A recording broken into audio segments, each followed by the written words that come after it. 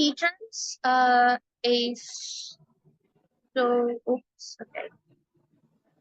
sociolette.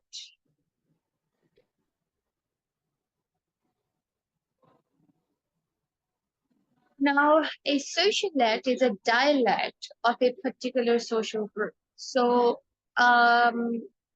let's say how one specific social class and social group speaks their language with an accent. I think this is something we talked about the other day as well, as to how different people talk in a certain way to become part of a social class, right? Yeah. Yeah. So your language is an important social function, and by generating and maintaining identification of oneself, you kind of get a sense of belonging by talking in a particular manner. So socialite is a dialect of a particular social group. Okay. Then we Yeah. have a dialect. A dialect is, you know how we talked about the different Englishes in particular parts of regions. So different, the Hinglish and the, what else did we talk about? English, the Singaporean English, Yeah, and Pidgin exactly. English. So yeah, so the variety of Englishes from different regions based on the different geographical locations. And an idiolect is how I, as an individual, how you use the language, how I use the language. So how does this particular language reflect my identity? True. So the way I speak. So, there's so many things. The way I speak, my accent, my voice, Yep. right? My vocabulary. There's so many things we can talk about in the way one might speak. My vocabulary, my sentence formation, and my grammar, and my fluency, right? And Yeah. my so in an accent, you could obviously identify one's, their dialect, their regional location, right? In Yeah. someone's voice, you can pick on the phonetics, right? The Yeah. phonetics and their sound. So is it high pitch? Is it low pitch? Blah blah. And most importantly, voice also gives you an idea about one's age. Well, as much as mine sounds like a 12-year-old, I do sound like a child. You know You that. don't sound like a 12-year-old. I don't. I don't have a Oh. squeaky, goofy voice. You don't sound like a 12-year-old, I would say. That I get told I have a goofy voice. Oh, okay. Maybe, I don't know, maybe British people find it different or something. Then vocabulary and your sentence formation and grammar both comes if we talk about, remember Basil Bernstein? No. Basil Bernstein restricted codes, elaborated codes. Remember social class? I don't remember him specifically. Basil Bernstein's theory of restricted and elaborated codes? No? No. Is that in Hmm. sociology? It's sociology, and we studied it in the last class as well. We did? Yeah, we did. Okay, I need to revise. There, that. But yeah, okay. So when you speak a certain vocabulary or sentence formation and grammar, it gives an idea about how good or how well spoken English you may have. What are your concepts? How linguistically sound are you, right? Yeah. And gives an elaboration on your, your fluency, your communication skills and all that. Okay. So Yeah. when you hear someone's voice or when somebody talks, these are the things that you would pick on, right? Um, let's talk about the different theories. Okay. Language and the self. We're doing language and the self today. Yeah. Okay. So theories, there's this one called by this guy named Milroy. Milroy's theory was called the social network theory.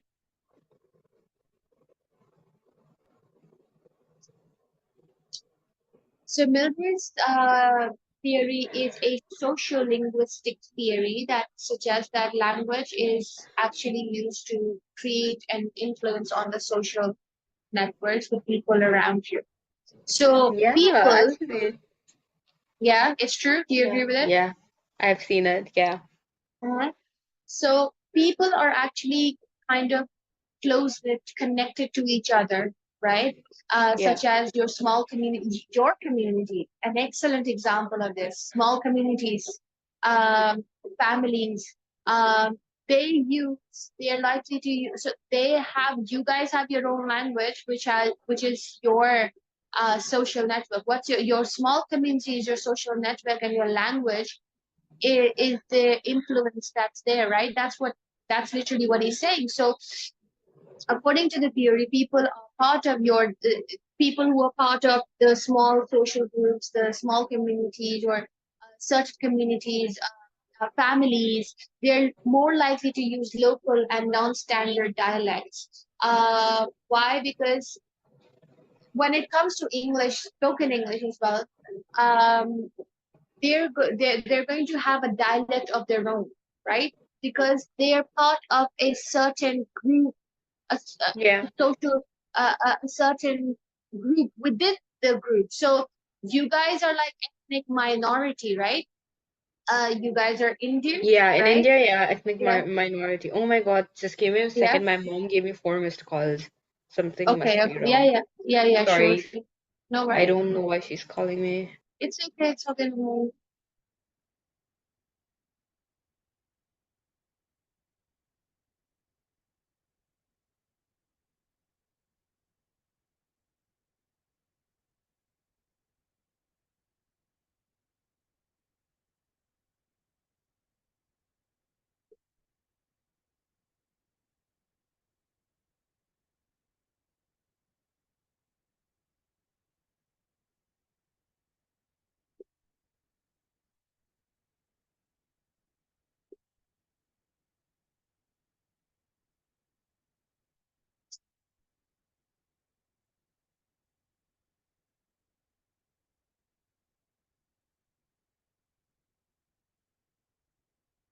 Sorry, I'm back.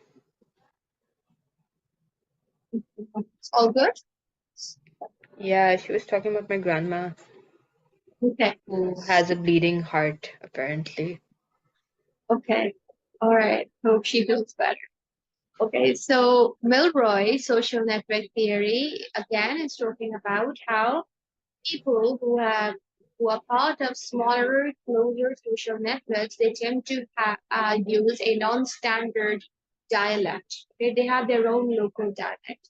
So, however, on the other hand, the ones who are part of a larger and a much diversified social circle are more likely to use a standard dialect. That standard dialect is for the prestige dialect. Okay, so Yes. so he divides people into two groups. Okay, group one Okay. are the people who have a small, close knit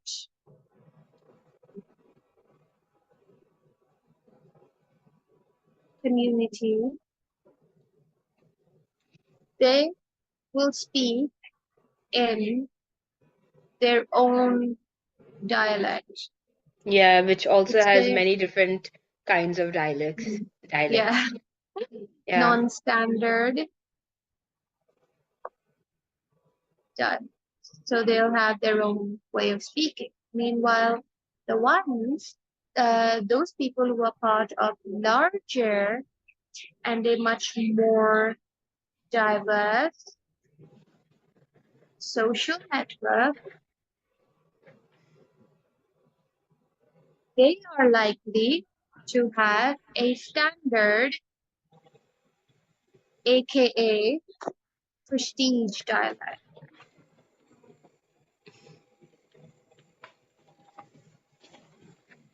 Okay?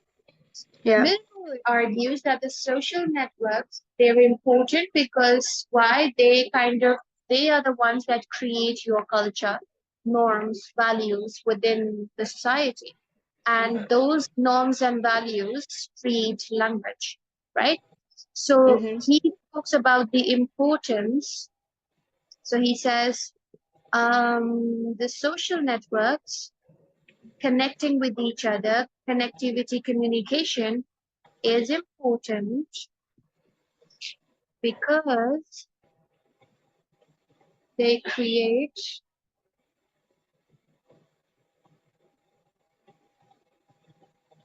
social pressure to kind of, you know what conformity means from What? sociology?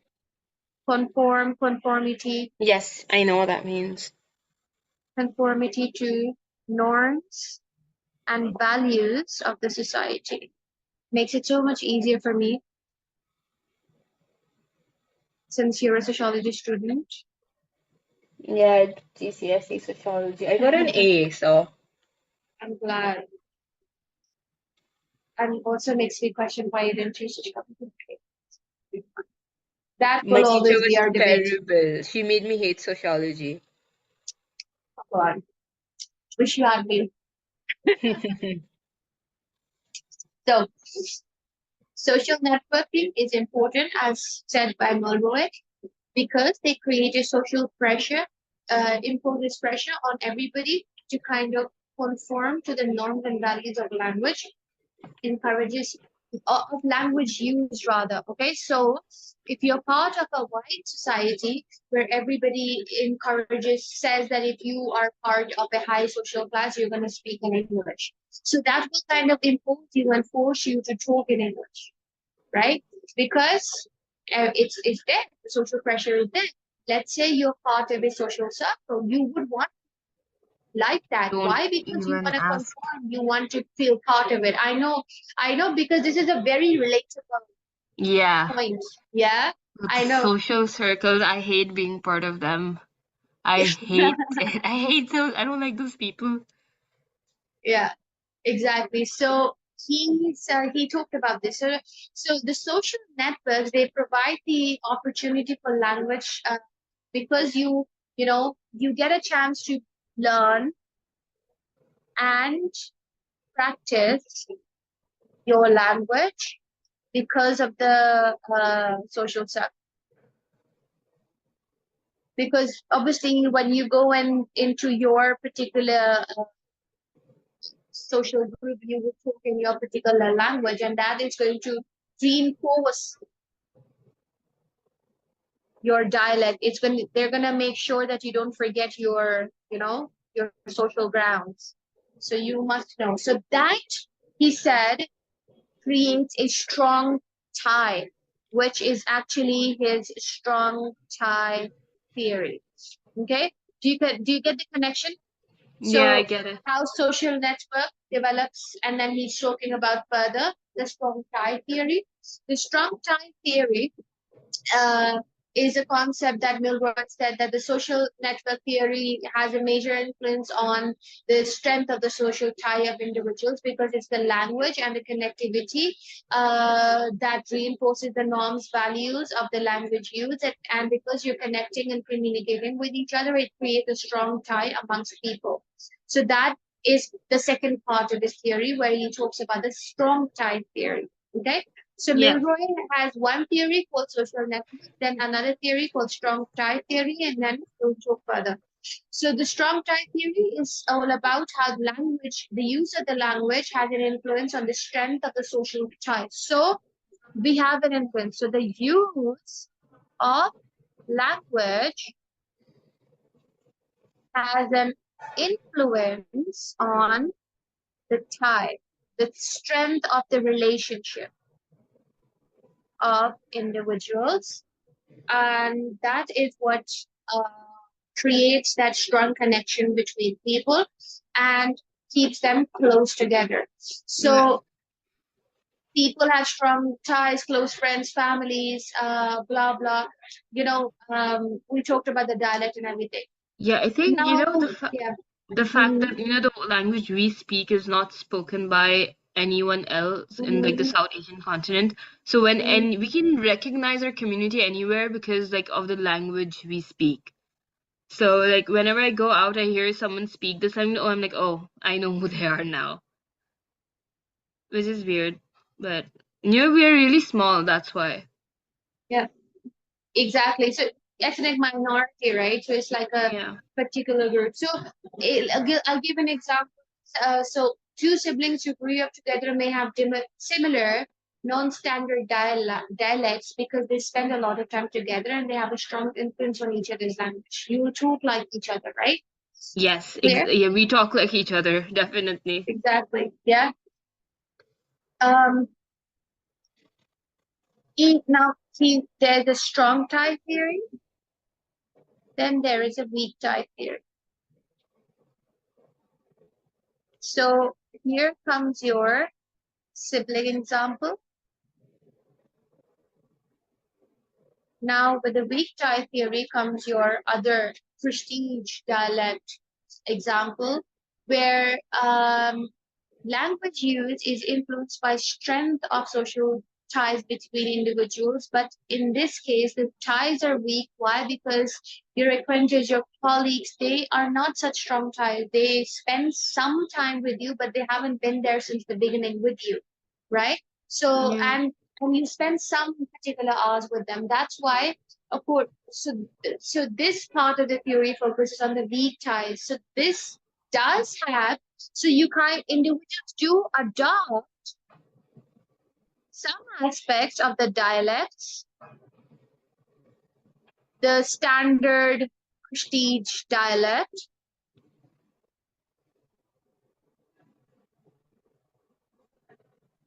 because of your interaction with colleagues and people who but they're not close to you.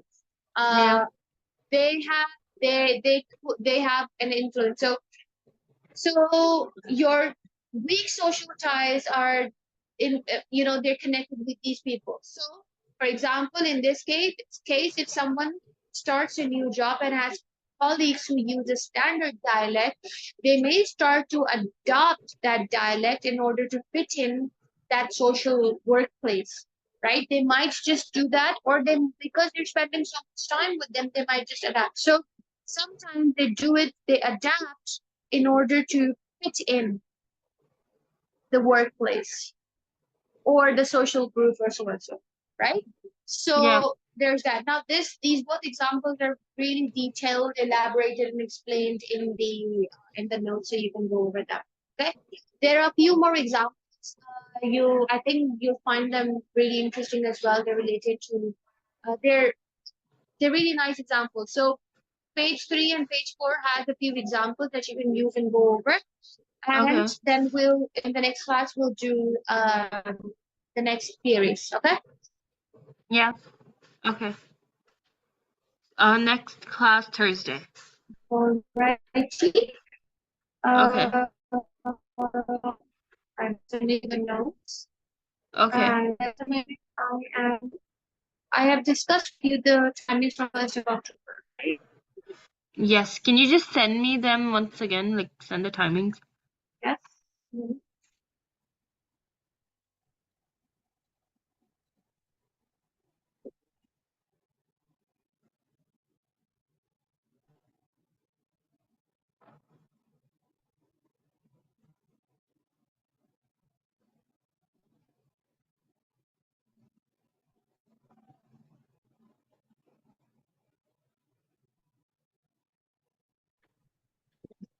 Okay. Okay, Hi. nice. Sorry, I think it was the internet. Yeah. So Okay. I've shared the notes. I've shared. You need to talk to sir. Yeah, about the, yeah.